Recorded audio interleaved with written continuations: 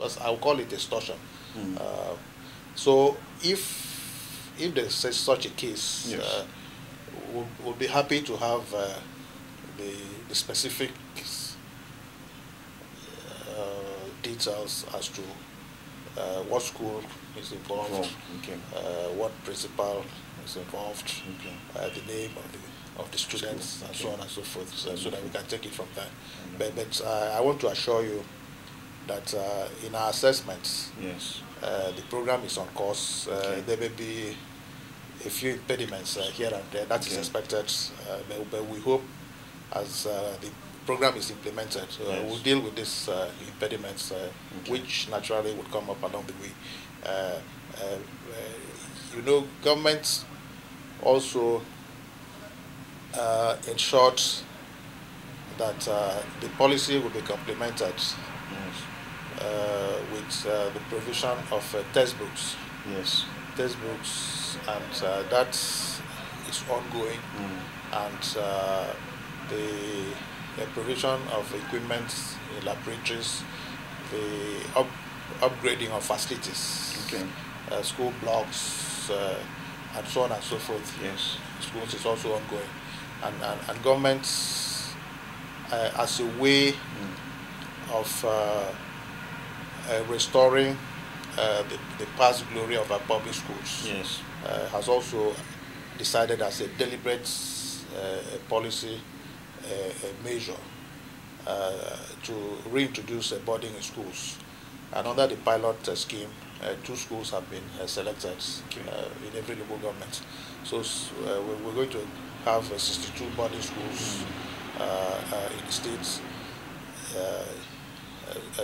so that our students in public schools can again be subjected to the appropriate level of discipline, training, and moral upbringing, which we all have, in our opinion, is lacking, yes, and which a lot of us were privileged to have benefited from in the past. Yes. So that also is on. But you know, it would require the building of refectories, dormitories, and so on. So it's not something we're going to achieve in one day. Okay. And again, that is of course ongoing. Yes. I want to quote you here, sir. You said that the implementation of this policy will cost the state government 7 billion, but that you are certain that this is a worthwhile investment. Is that how much it's going to cost the state government in terms of free education in Akwa Ibom State? Well, you see, the figure cannot be static, because as far as I'm concerned, if you're talking about free and compulsory education, yes, and the implementation of the policy leads to an increase, yes, in school enrollments, yes, which we have witnessed. I was looking at the statistics the other week, and so there are more children now. Yes, exactly. The statistics, we've looked at it over a period of time, and we've had almost a 70% increase in 70% increase enrollment. In enrollment. That is almost like double. Very impressive. So that means there's also going to be some pressure on the facilities. Okay. So we had to be proactive by ensuring that additional school blocks are built, laboratories, and so on. So when I mentioned the investment, yes, so that was even like the first level of investment. Okay. You see, anticipatory expenditure to accommodate the increase in enrollment, and the pressure of facilities we knew would naturally occur with the implementation of the policy. Yes. But as I said, is dynamic, and even the new policy of having to introduce facilities so that we can convert some of our schools into boarding schools is going to cost us 5 billion naira. That is outside the 5 billion naira. Yes, that is outside the 7 billion I had mentioned. So it's dynamic. It's not static. Okay. But again, as far as the administration of Governor Godswill Akpabio is concerned, this policy of free and compulsory education is a defining policy of the administration. Because it's the first time it's ever happened. It's a defining policy, and we believe that with this policy, the foundation for the accelerated development, Yes. not just in physical terms, Yes. but In human capacity. in human yes, capacity terms. Akwa Ibom has been solidly laid today. Wonderful. A few months ago, two brothers died. They had been murdered. In the diaspora, the issue of security has so taken us aback in terms of the kidnappings and the armed robbery that have been taking place in this place.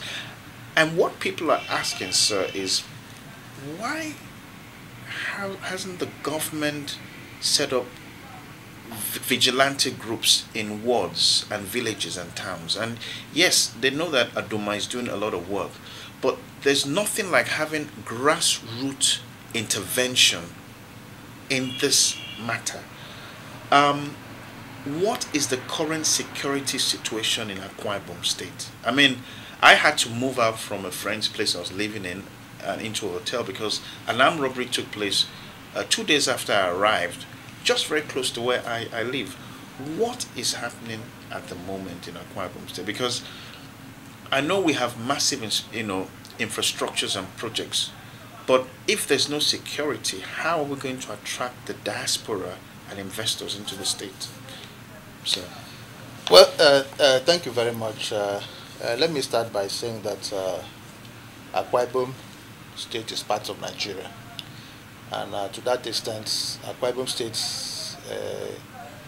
can not be isolated from the problems confronting Nigeria. Take armed robbery, for example. Armed robbery before the Civil War certainly wasn't there. I mean, you could have petty thieves breaking into houses and so on when the owners of the houses maybe had gone to work or to church and so on. But after the Civil War, we had armed robbery cases. Probably started in one section of the country, but before long it became a national problem. And you see, the issue of kidnapping is similar.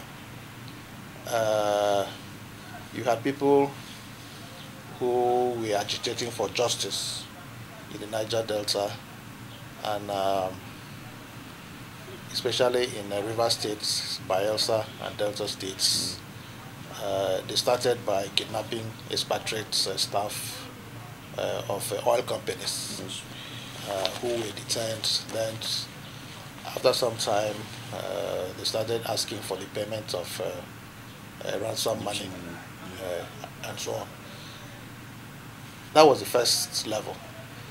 When it got to the second level, then innocent citizens, did not matter whether you were an oil sector worker, it did not matter. Anybody became a victim or a potential victim. Then, because Akwa Ibom is also part of the Niger Delta, we then had infiltration. When the expatriates, the Russian staff of ASCOM, yes, were kidnapped,